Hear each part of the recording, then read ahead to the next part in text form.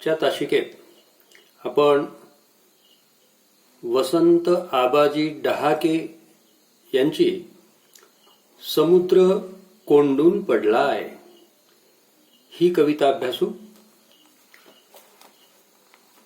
समुद्र कोंडून पडलाय शीर्षक आहे कवितेचं. या कवितेतून आपल्याला नेमकं काय पाहायचं आहे, कशाचा अभ्यास करायचा आहे ते सर्वात आधी लक्षात घेऊ. तर शहरी जीवन फार भौतिकदृष्ट्या सुखी दिसते, म्हणजे भौतिकदृष्ट्या प्रगती झालेली आहे. परंतु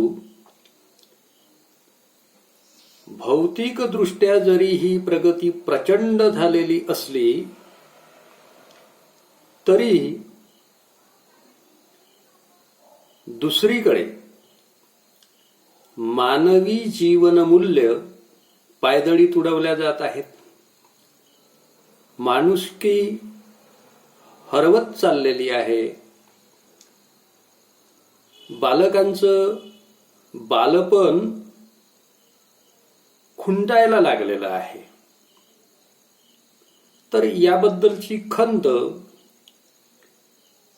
कवी वसंत आबाजी डहाके यांनी या कवितेतून व्यक्त केलेली दिसते. आता शीर्षकामध्येच समुद्र हा शब्द आलेला आहे. मग त्याचा अर्थ, त्याचा आशय या कवितेत कसा घ्यायचा आहे तर लक्ष द्या. समुद्र म्हणजे अथांग पाणी आणि पाणी म्हणजे जीवन. या दृष्टीनं हा समुद्र जीवनाचे प्रतीक म्हणून आलेला आहे. समुद्र हे एक प्रतीक आहे इथे. कशाचं? जीवनाचं. समुद्रासारखे अथांग जीवन जेव्हा शहरांच्या, महानगरांच्या मर्यादांमध्ये कोंडून पडते तेव्हा जी अस्वस्थता वाट्याला येते, जी तगमग मनाची होत राहते, जी घालमेल जीवाची होते, ती घालमेल, ती तगमग, ती अस्वस्थता कवीने या कवितेतून व्यक्त केलेली आहे. लक्षात येऊन राहिलं?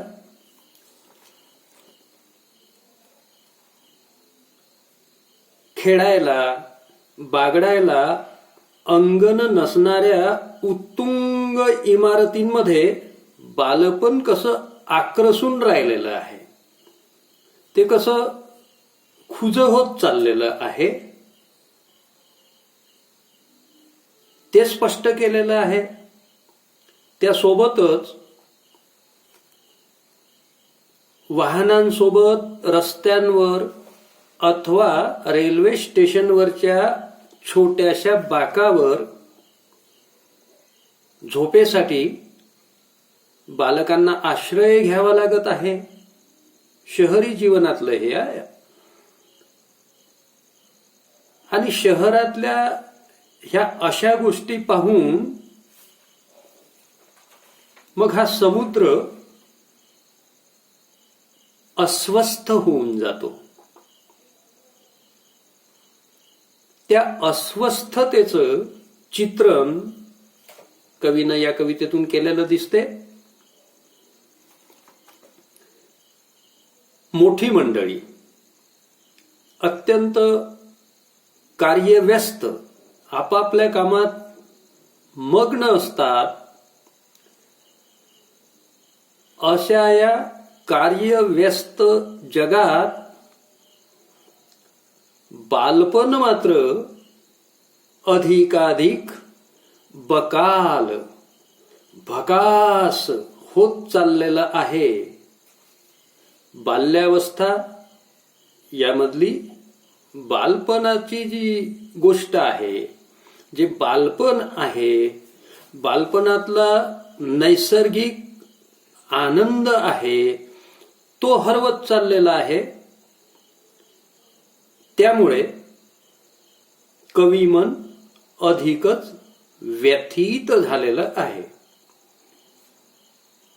आणि ती व्यथा शोकांतिका कवी वसंत आबाजी डहाके यांनी समुद्र कोंडून पडलाय या कवितेतून व्यक्त केलेली आहे. काय पाहायचं आहे कवितेतून आपल्याला हे थोडक्यात लक्षात आलं. आता कवितेकडे वळू प्रत्यक्ष.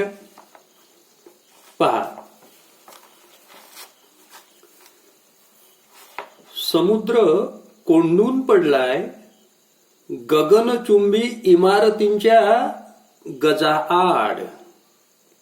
समुद्र कोंडून पडलाय गगनचुंबी इमारतींच्या गजाआड.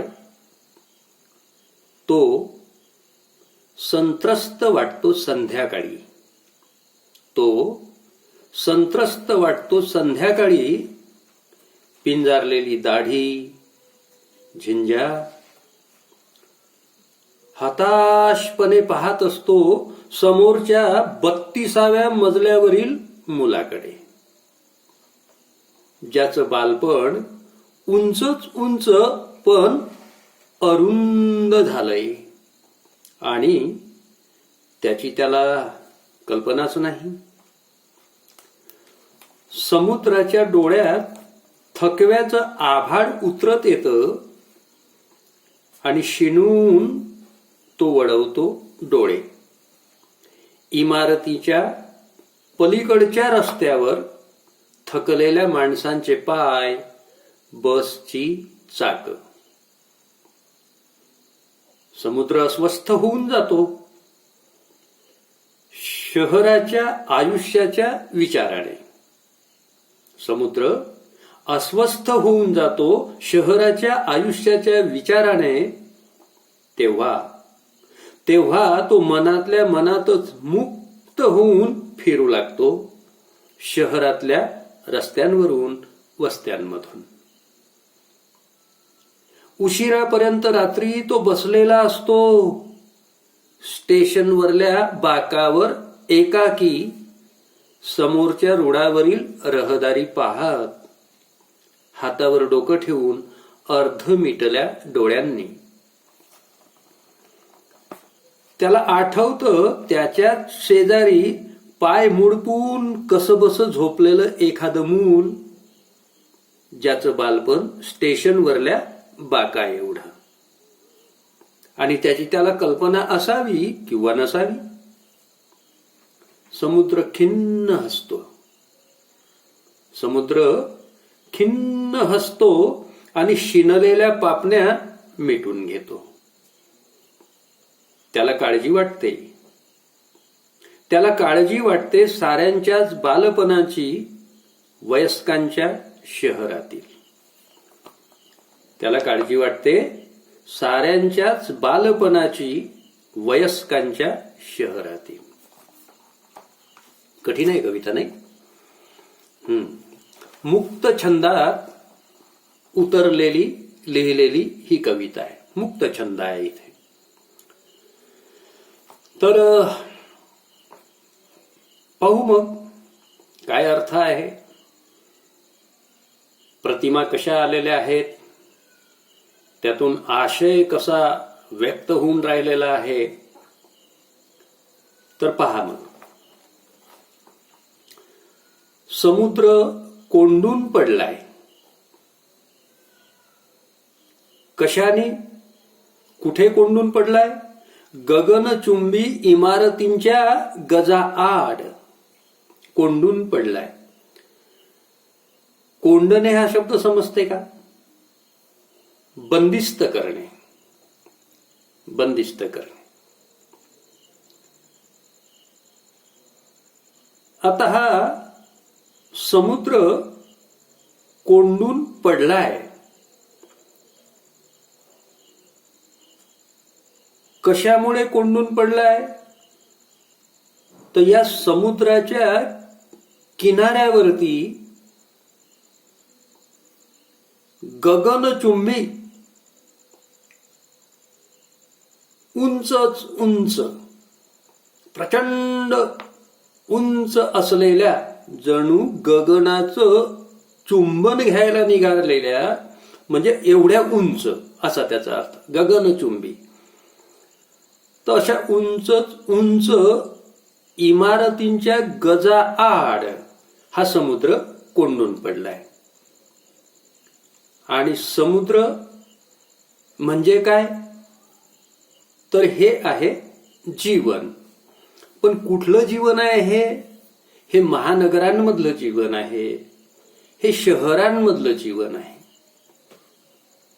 असं मानवी जीवन बंदिस्त होऊन गेलेलं आहे. म्हणून कवी म्हणत आहे समुद्र कोंडून पडलाय. समुद्र म्हणजे अथांग पसरलेला, विस्तीर्ण, आणि त्याच्या अवतीभवती असलेली धरणी, जमीन, भूमी, जी मोकळी मोकळी होती. आता मात्र या भूमीवर, समुद्राच्या किनाऱ्यावर, त्याच्या अवतीभवती गगनचुंबी इमारती उभ्या झालेल्या आहेत, उभ्या राहिलेल्या आहेत. आणि या इमारतींच्या गजाआड हा समुद्र कोंडून पडलाय. घरांची गर्दी वाढलेली, शहराचं दृश्य येऊ द्या डोळ्यासमोर.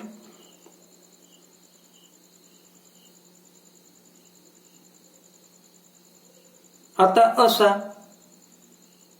इमारतींच्या गजाआड कोंडून पडलेला समुद्र म्हणजेच शहरामध्ये अत्यंत बंदिस्त असं झालेलं मानवी जीवन.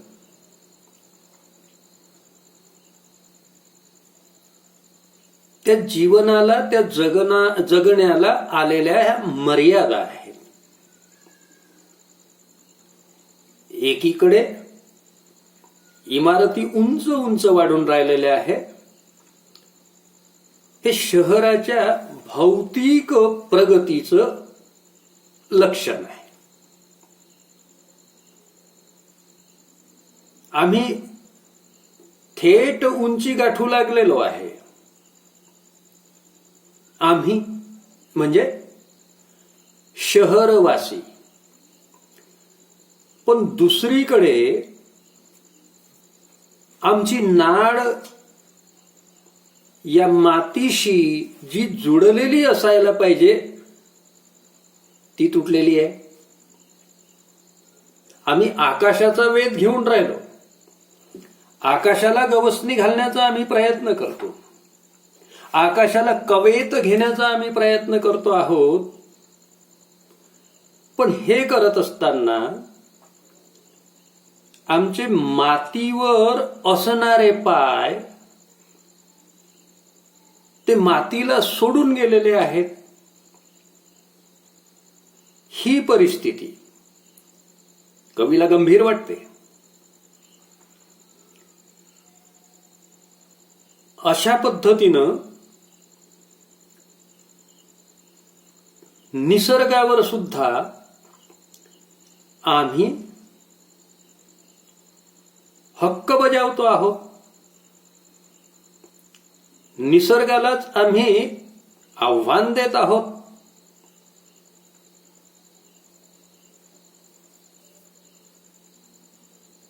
आणि म्हणून मग हा गगनचुंबी इमारतींच्या गजाआड कोंडून पडलेला समुद्र संध्याकाळच्या वेळी कवीला कसा दिसतो, कसा वाटतो? तो संत्रस्त वाटतो संध्याकाळी, असं म्हणतायत कवी. तो समुद्र कसा वाटतो? संत्रस्त. कोणत्या वेळात? संध्याकाळी, सायंकाळी. संत्रस्त वाटतो. संत्रस्त म्हणजे फार फार त्रस्त झालेला. त्रस्त झाला आहे समुद्र असं दिसते, कवीला वाटून राहील. म्हणजे मानवी जीवन फार संत्रस्त होऊन गेलेलं आहे. शहरातलं त्रस्त झालेला आहे माणूस, बेजार होऊन गेलेला आहे माणूस. हा संत्रस्त वाटणारा संध्याकाळचा समुद्र त्याची कवीला पिंजारलेली दाढी दिसतायत. समुद्राची दाढी कशी? पिंजारलेली. आणि झिंज्या म्हणजे अस्ताव्यस्त झालेले केस, असं रूप दिसते कवीला. समुद्राला पिंजारलेली दाढी आहे आणि अस्ताव्यस्त झालेले केस त्या झिंज्या. नैराश्य, निराशा, उद्विग्नता ती दाखवलेली आहे यातून. ती दाखवलेली आहे. कुठली? महानगरांमधली, शहरांमधली. आणि असा हा पिंजारलेला दाढी आणि झिंज्या असलेला समुद्र काय करतो आहे तो? तर हताशपणे पाहत असतो. काय पाहत असतो? कोणाकडे पाहत असतो? तर समोरच्या 32व्या मजल्यावरील मुलाकडे हताशपणे पाहत असतो. कोण हताशपणे पाहत असतो? तो पिंजारलेली दाढी आणि झिंज्या असलेला समुद्र संध्याकाळच्या वेळी.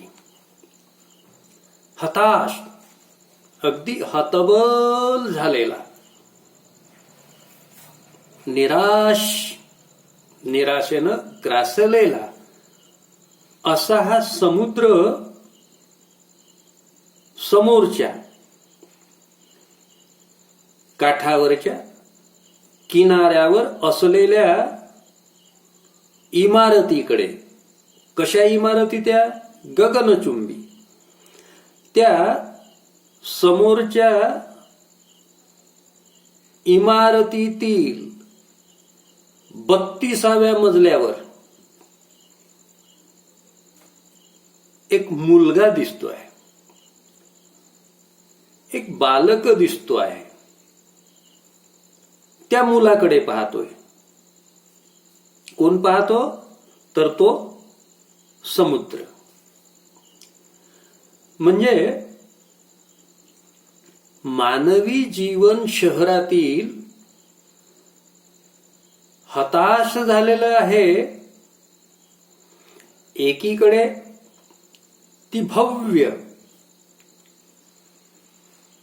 गगनाशी, आकाशाशी स्पर्धा करू पाहणारी उंच उंच इमारत,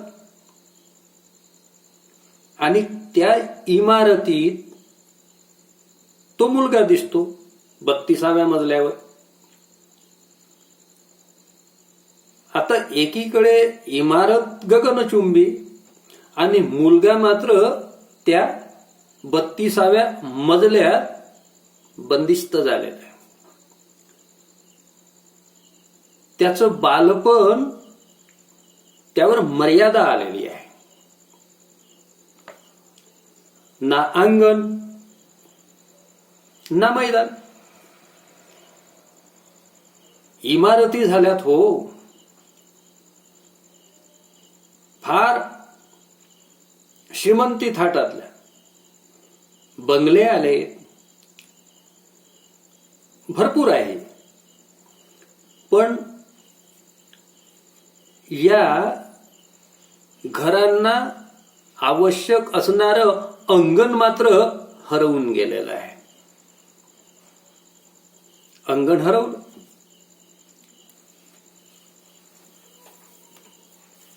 मधुकर केचे नावाचे साहित्यिक एका ललित लेखात म्हणाले आहेत, त्यात आठवलं मला अनायसे. अंगण म्हणजे काय? तर अंगण म्हणजे दार नसलेलं घर. कसा अर्थ आहे? दार नसलेलं घर म्हणजे घर जेवढं महत्वाचं, किंबहुना तेवढंच महत्वाचं आमचं अंगण आहे.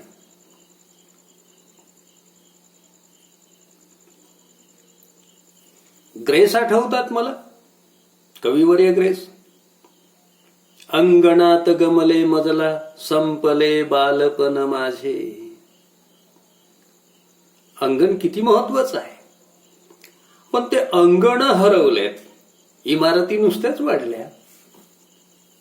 तो मुलगा 32व्या मजल्यावर बंदिस्त झालेला आहे. त्याची त्या अंगणाशी, या भूमीशी, या मातीशी नाळ तुटलेली आहे. नाळ तुटलेली आहे. नाही तर ग्रामीण भागात, खेड्यामध्ये पहा बरं, लहान बालक मंडळी असो, मोठे असो, जीवनातले अर्ध्याहून जास्त व्यवहार त्यांच्या अंगणातच होतात.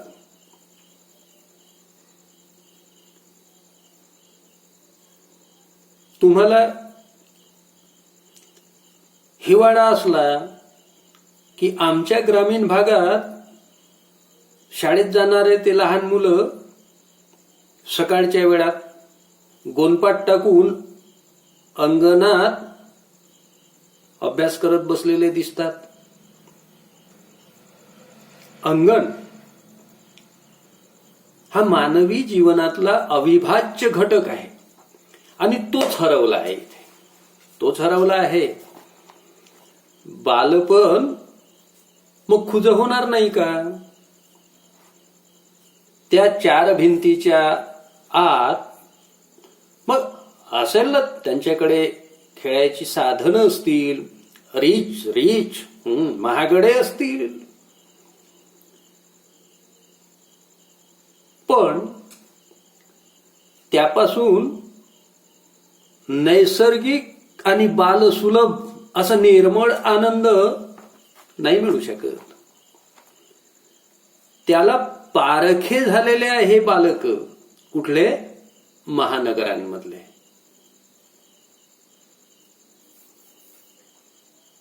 आणि असं कसं झालं हे? असं व्हायला नको होतं. बालपणाला कोवळे छान धुमारे फुटायला हवेत, पण तेच बंदिस्त झालं. बालपणच हरवून गेलं त्यांचं, बंदिस्त झालेलं. इकडे समुद्र कोंडलाय, बंदिस्त करून टाकलंय त्याला गगनचुंबी इमारतींनी. आणि इथे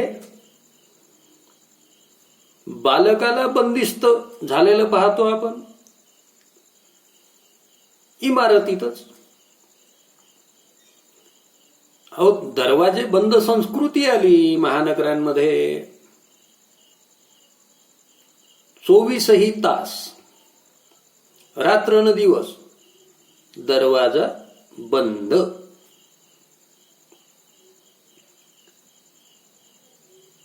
आता अशा या बंदिस्त वातावरणात मुलांचं बालपण विकसित कसं होणार? त्यांच्या बाल मनाला धुमारे कसे फुटतील? ते बालपण विकसित कसं होईल? या बंदिस्त वातावरणामुळे, या मर्यादांमुळे ते बालपण आक्रसून राहिलेलं आहे. खुज खुज खुज खुज खुज खुज होत चाललेलं आहे, संपून राहिलेलं आहे.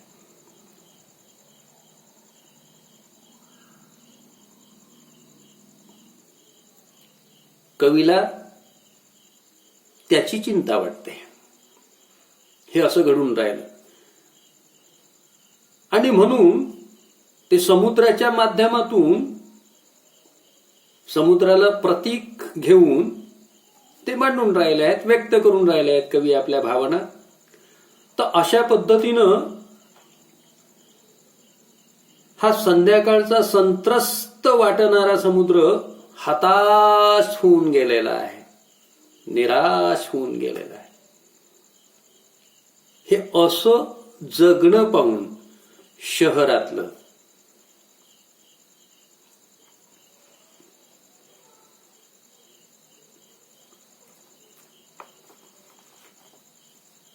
आता 32व्या मजल्यावरील हा मुलगा,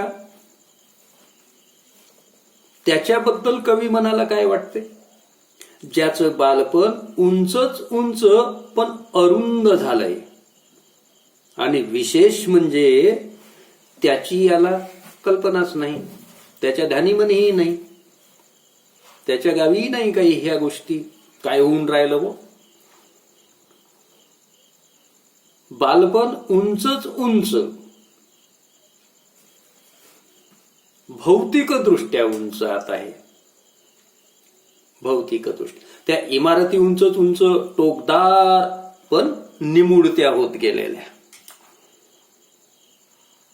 तसं हे बालपण अरुंद होत चाललंय, झालंय. हे रुंद अरुंद समजते, व्यापक व्यापक हवा का व्यापक असला पाहिजे ना. ते सोपं उदाहरण. आता ही कविता आपण शिकतो आहोत, ती केवळ आपल्या अभ्यासक्रमात आहे.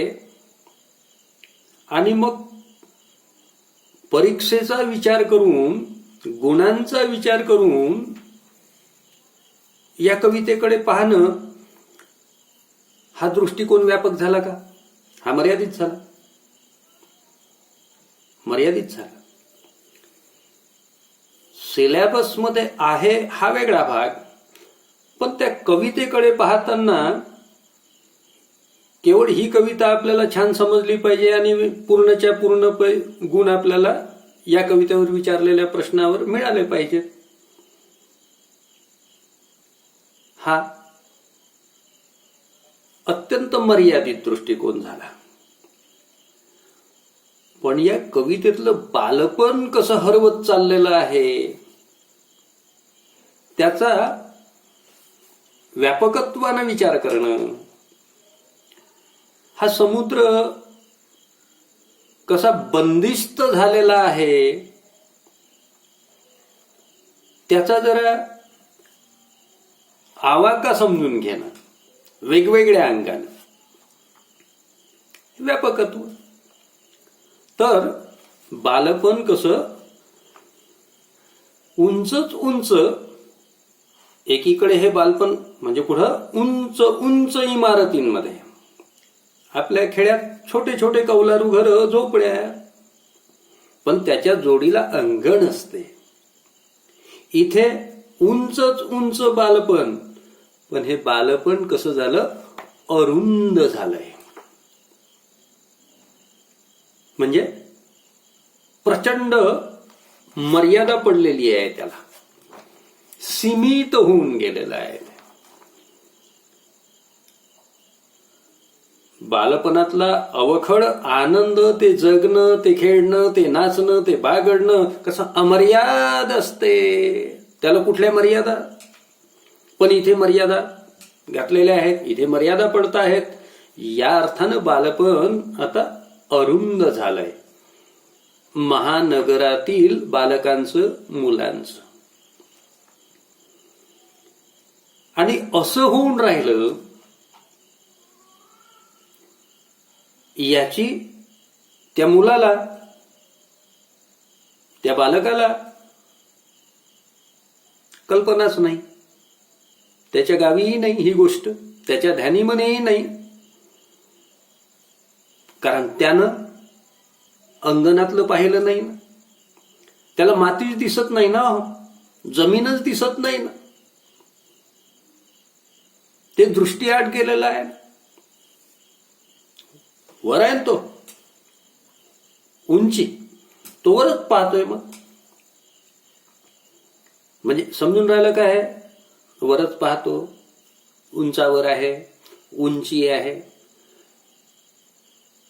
म्हणजे त्याची नाड मातीशी जी असायला हवी होती ती राहिली नाही, ती नाड तुटली. बालपण अरुंद झालंय. समजलं? मग बालपणाचा जो निसर्ग सुलभ आनंद,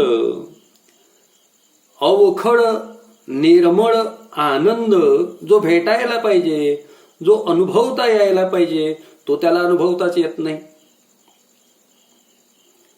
आणि तसंही शहरांमध्ये आपल्याला दिसते असं, बाहेर नाही जाऊ, बाहेर नाही जाऊ, म्हणजे घरातल्या घरातच राहा, दरवाजा बंद. तर मोठी मंडळी अशा पद्धतीनं त्याच्या नैसर्गिक वाढीवर बंधनं आणतात.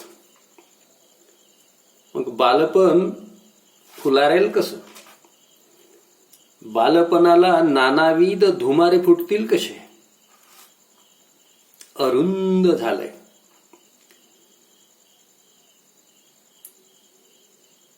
भातुकलीचा खेळ माहिती असेल ना? आमच्या ग्रामीण भागात, खेड्यात कसं होतं हे चित्र? तर 3 गोटे मांडायचे, गोटे ठेवायचे, ते चूल म्हणून, चूल, 3 गोट्यांची चूल. छोटी छोटी मुलं, बालक खेळायचे. आम्ही खेळलो आहे. आता आठवते ते बालपणीच, छान वाटते, आनंद मिळतो. त्याच्यावर मग तावा, आता शहरी भाषेत जरा बोलायचं म्हणजे तवा, तवा तवा ठेवायचा. आम्ही पाहायचो ना, आमची माय, आमची आजी, आमची आई कशी स्वयंपाक करतात. तर तो लोखंडी पत्रा, तवा. मग या खेळात आमचे कौलारू घर ग्रामीण भागातले, मग फुटलेल्या कौलाचा तुकडा, त्याला खापर म्हणतात. माठ फुटला, त्याचे पडलेले तुकडे खापर. तर ते खापर आम्ही तवा म्हणून वापरायचो.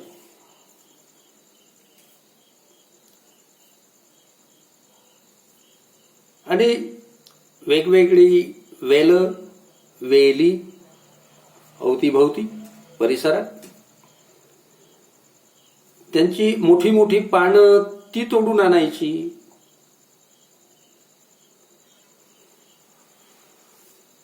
एखाद्या शिशीचं झाकण घ्यायचं, पान छान हातावर ठेवायचं, आणि मग ते शिशीचं झाकण त्या पानावर ठेवून असं गोल थोडंसं दाबून फिरवायचं. मग छान वर्तुळाकार ते पान ते उचलायचं आणि त्या खापरावर म्हणजे तव्यावर ठेवायचं. स्वयंपाक म्हणजे हे एवढ्यापुरतंच सांगतो की हा आनंद कसा नैसर्गिक, निसर्ग सुलभ आहे. निसर्गाच्या सहवासात वाढणारी ही मुलं. ग्रामीण भागातली निसर्ग सुलभ आनंद मनसोक्त भोगणारी ही मुलं. मोठं छान वाटायचं. आता ते राहिलं का? शहरांमध्ये भातुकलीचा खेळ खेळला जातो. ते सिलेंडर असते, भन्नाट वाढले तर आता बरं असो, त्याच्याशी आपला तो वेगळा विषय आहे. सिलेंडर आपल्या घरात वापरतो ना, बस त्याच आकाराचं तशा रंगाचं सिलेंडर, शेगडी वगैरे सगळं. भौतिक प्रगती झाली आहे आमची. खेळाचाही विचार केला तरी शहरी खेळ, भौतिक प्रगती झाली. म्हणजे असं सगळं एक वेगळं रूप आलं. पण यामुळे काय झालं? एकीकडे आमची भौतिक प्रगती प्रचंड होत असताना निसर्ग सुलभ आनंदापासून नव्हे, निसर्गापासूनच आम्ही तुटत चाललेलो आहे. त्याचा जबरदस्त परिणाम बाल्यावस्थेवर झालेला आहे. आणि यामुळे बालपण सुद्धा कसं अरुंद झालंय असं कवीला वाटायला लागलं. आणि आपण फुलारण्याऐवजी कोते होत चाललो याची जाणीवही या मुलांना नाही.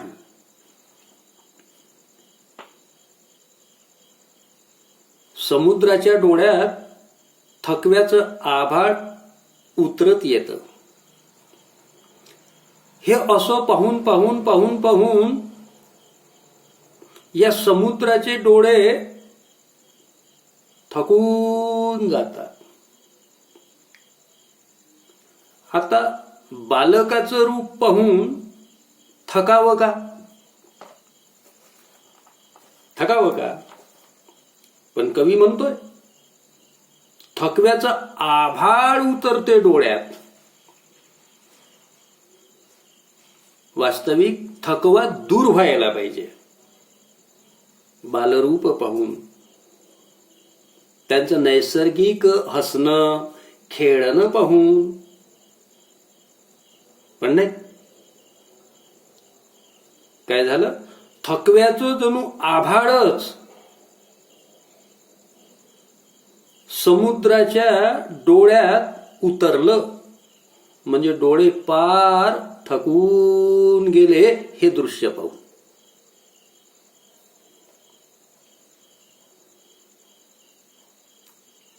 आणि शिनून गेला हा समुद्र, दमून गेला.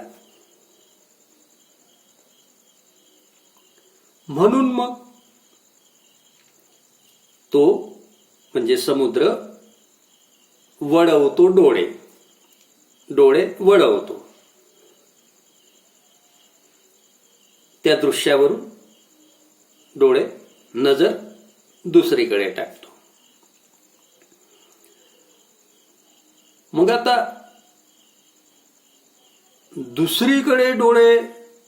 दुसरीकडे नजर टाकल्यानंतर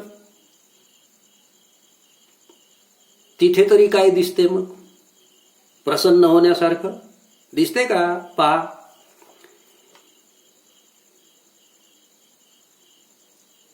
समुद्राच्या डोळ्यात थकव्याचं आभाळ उतरत येतं आणि शिनून तो वळवतो डोळे.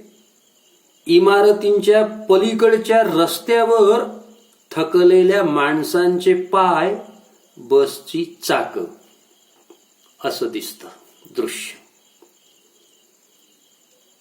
उदास झाले कवी.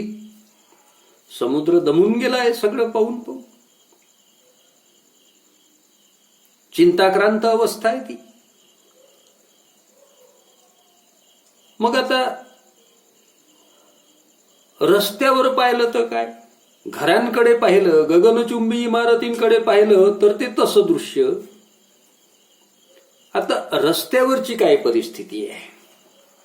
महानगरीय रस्ते, तर इमारतीच्या पलीकडच्या रस्त्यावर मग नजर टाकली तर काय दिसलं? थकलेल्या माणसांचे पाय दिसतायत समुद्राला, त्या थकून गेलेले, कसं बस रखडत रखडत जीवन जगणारे असे जीव दिसत आहेत. पाय उचलल्या जात नाहीत, दमून थकून शिनून गेलेले आहेत पाय, असे पाय दिसतात एकीकडे शहरातल्या रस्त्यावर, आणि दुसरीकडे बसची चाकं तुफान वेगानं गरगर गरगर करत फिरणारी. विरोधाभास आहे.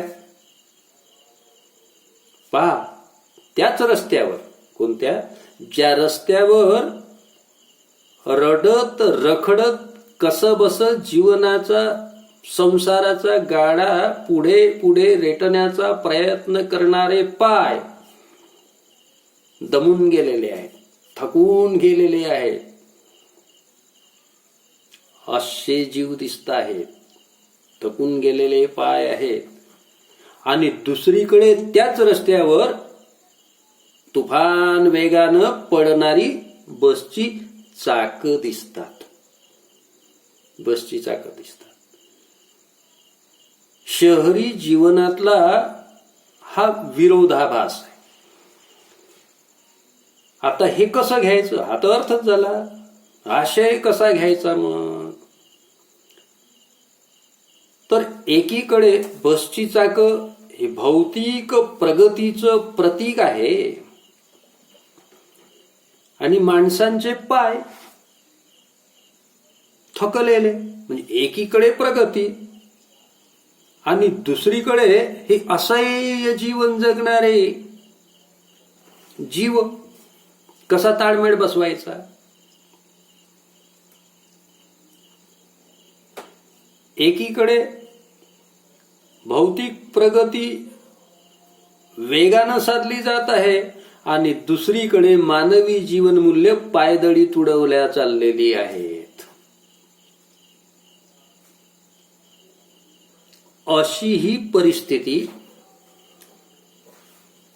कवीला महानगरातली वाटते, शहरांमधली वाटते, आणि ती समुद्र हे प्रतीक घेऊन यातून व्यक्त केलेली दिसते. एवढं समजलं का? कविता कठीण आहे बरं, पण ती नीट लक्ष देऊन ऐकली तर ती थोडीफार सोपी होईल. या सामाजिक आशय भरपूर आहे. मी बोलेन तेवढं कमी आहे. बोलताही भरपूर येईल, बोलता येते, खूप उदाहरणं देता येतील, परंतु वेळेचं बंधन, वेळेचं भान, कारण हे तांत्रिक पद्धतीनं आपलं शिकवणं सुरू आहे. वर्गात एक वेगळी मजा येते, पण तरीही जसं जमेल तसं आपण हे पूर्ण करण्याचा प्रयत्न करतो आहोत. इथे आपण आजच्या तासिकेत थांबू आणि उर्वरित कविता आपण पुढच्या तासिकेत सुरू करू. ठीक आहे?